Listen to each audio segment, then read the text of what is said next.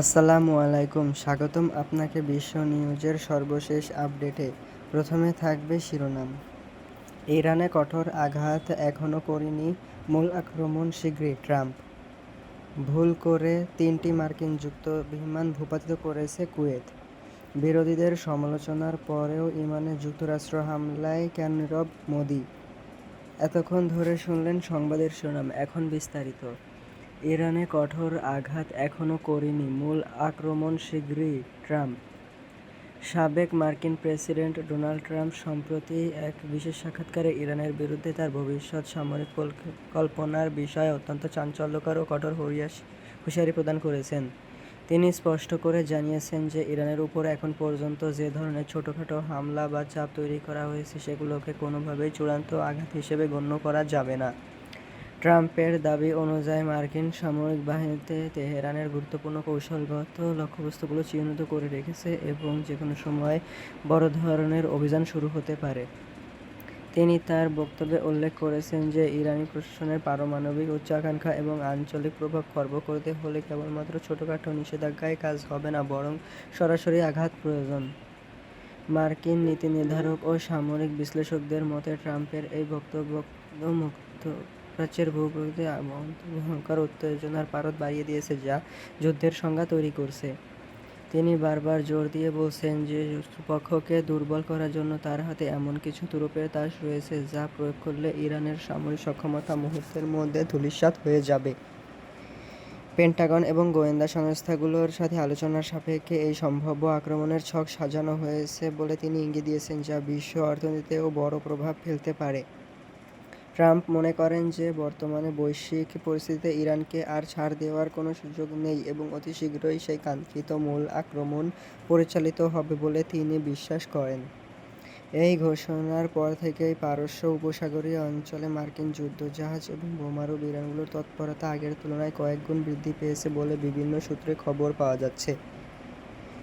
Tehran অবশ্য এই ট্রাম্পের হুকুমের কড়া জবাব দিয়েছে এবং জানিয়েছে যে কোনো ধরনের আগ্রাসন মোকাবেলার জন্য তাদের রেভলিউশনারি গার্ড সম্পূর্ণ প্রস্তুত রয়েছে।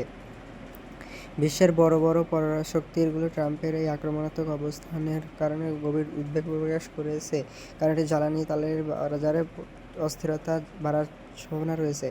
ট্রাম্প তার সমর্থকদের আশ্বস্ত করে বলেছেন যে আমেরিকার জাতীয় নিরাপত্তা নিশ্চিত করতে হলে ইরানের মতো হুমকিকে সমূলে উৎপাটন করা ছাড়া আর কোনো বিকল্প পথ খোলা নেই।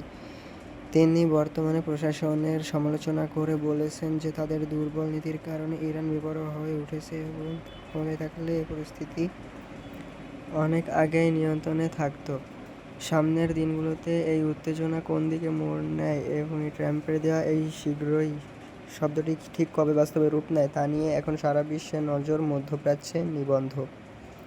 বিশ্লেষকরা মনে করছেন যে এই ধরনের সরাসরি সামরিক হুমকি কেবল মনস্তাত্ত্বিক যুদ্ধ নয়, বরং এটি একটি বড় ধরনের সংঘাতের আগাম বার্তা হিসেবে কাজ করছে, যা এড়ানো কঠিন। ট্রাম্পের এই কঠোর অবস্থানের ফলে ইউরোপীয় মিত্র দেশগুলো এখন নতুন করে তাদের পররাষ্ট্রনীতি পুনর্বিবেচনা করতে শুরু করেছে, যাতে সম্ভাব্য যুদ্ধের ক্ষয়ক্ষতি কমানো সম্ভব হয়। সংবাদটি ছড়িয়ে পড়ার পর থেকেই আন্তর্জাতিক বাজারে স্বর্ণের বাজার এবং তেলের দামে ব্যাপক পরিবর্তন দেখা যাচ্ছে, যা বিশ্ব অর্থনীতির অস্থিরতাকে স্পষ্ট করে তুলছে। শেষ পর্যন্ত ট্রাম্পের এই হুঁশিয়ারি বাস্তবে রূপ নিলে তা আধুনিক ইতিহাসের অন্যতম রক্তক্ষয়ী এবং দীর্ঘমেয়াদী একটি সংঘাতের সূচনা করতে পারে বলে সামরিক বিশেষজ্ঞরা আশঙ্কা করছেন। পুরো পরিস্থিতি এখন এক অনিশ্চিত গন্তব্যের দিকে ধাবিত হচ্ছে, যেখানে একটি ছোট ভুলও বড় ধরনের বিশ্বযুদ্ধের কারণ হয়ে দাঁড়াতে পারে বলে সামরিক নীতি নির্ধারকরা মনে করছেন। ভুল করে 3টি মার্কিন যুদ্ধবিমান ভূপাতিত করেছে কুয়েত। পারস্য উপসাগরের আকাশসীমায় এক চরম উত্তেজনাকর এবং অপ্রত্যাশিত ঘটনায় কুয়েতের বিমান প্রতিরক্ষা বাহিনী ভুলবশত আমেরিকার 3টি অত্যাধুনিক যুদ্ধবিমান ভূপাতিত করেছেন। প্রাথমিক তদন্ত রিপোর্ট অনুযায়ী কুয়েতি রাডার সিস্টেমের যান্ত্রিক ত্রুটির কারণে মার্কিন বিমানগুলোকে শত্রুপক্ষের ড্রোন ও মিসাইল ভুলভাবে শনাক্ত করা হয়েছে বলে জানা যাচ্ছে।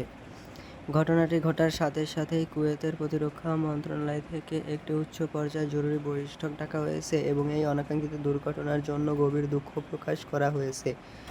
মার্কিন সামরিক কমান্ড বা সেন্টকম থেকে জানানো হয়েছে যে তাদের বিমানগুলো নিয়মিতভাবে টহলের অঞ্চলের আকাশসীমা দিয়ে অতিক্রম করছে। কোনো ধরনের পূর্ব সতর্কতা ছাড়া কুয়েতি ব্যাটারি থেকে ক্ষেপণাস্ত্র থেকে মার্কিন পাইলটরা আত্মরক্ষার সুযোগ পাননি বলে বিশেষজ্ঞরা ধারণা করছেন। ভূপাতিত হওয়াগুলো মরুভূমি অঞ্চলে ছড়িয়ে ছিটিয়ে পড়েছে এবং উদ্ধারকারী দলগুলো দ্রুত ঘটনাস্থলে ব্ল্যাক বক্স ও অন্যান্য আলামত সংগ্রহ করছে।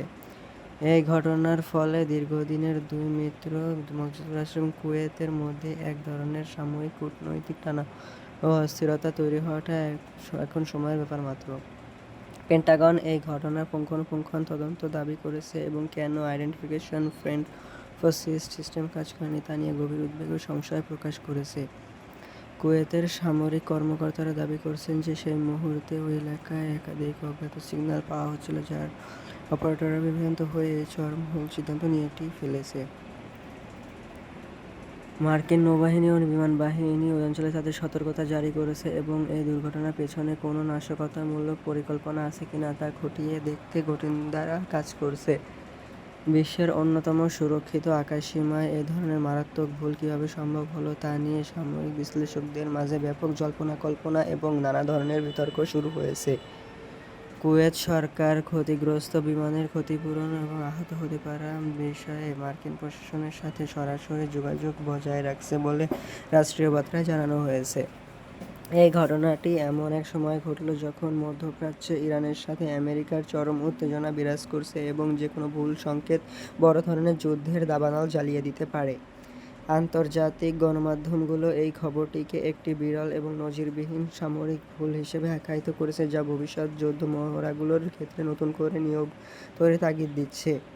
মার্কিন কংগ্রেসের বেশ কয়েকজন প্রভাবশালী সদস্য এই ঘটনার জন্য কুয়েতের প্রতিরক্ষা ব্যবস্থার আধুনিকায়ন এবং সমন্বয়ের অভাবকে দায়ী করে কঠোর ভাষায় বিবৃতি প্রদান করেছেন।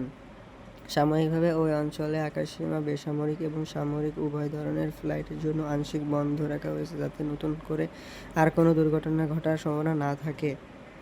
বিশেষজ্ঞরা বলছেন যে এই ধরনের ঘটনা মিত্র দেশগুলোর মধ্যে বিশ্বাসের ফাটল ধরাতে পারে যদি না দ্রুত সঠিক সত্য সবার সামনে তুলে না ধরা হয়।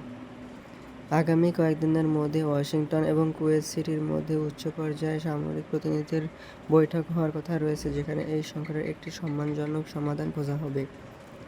বিরোধীদের সমালোচনার পরও যুক্তরাষ্ট্র ইসরায়েলের হাইকে কোন্দল। অভ্যন্তরীণ রাজনীতির তীব্র বিরোধিতা এবং আন্তর্জাতিক সম্প্রদায়ের ব্যাপক উদ্বেগ সত্ত্বেও যুক্তরাষ্ট্র ও ইসরায়েল যৌথভাবে ইরানের ভিতরে কয়েকটি গোপন সামরিক ঘাঁটিতে হামলা চালিয়েছে। হামলার পরপরই ইসরায়েলি প্রধানমন্ত্রীর কার্যালয় থেকে এক সংক্ষিপ্ত বিবৃতিতে জানানো হয়েছে যে ইরানের ক্রমবর্ধমান পারমাণবিক সক্ষমতা ধ্বংস করাই ছিল এই অভিযানের মূল উদ্দেশ্য। যুক্তরাষ্ট্রের বিরোধী দলীয় নেতারা এই হামলাকে অপ্রয়োজনীয় এবং ঝুঁকিপূর্ণ হিসেবে আখ্যায়িত করে দাবি করেছেন যে এতে মধ্যপ্রাচ্যের আমেরিকার স্বার্থ আরও বিঘ্নিত হবে। কিন্তু হোয়াইট হাউসের পক্ষ থেকে সাফ জানিয়ে দেওয়া হয়েছে যে জাতীয় নিরাপত্তা এবং ইসরায়েলের অস্তিত্ব রক্ষার জন্য এই ধরনের কঠোর পদক্ষেপ নেওয়া ছাড়া আর কোনো উপায় ছিল না।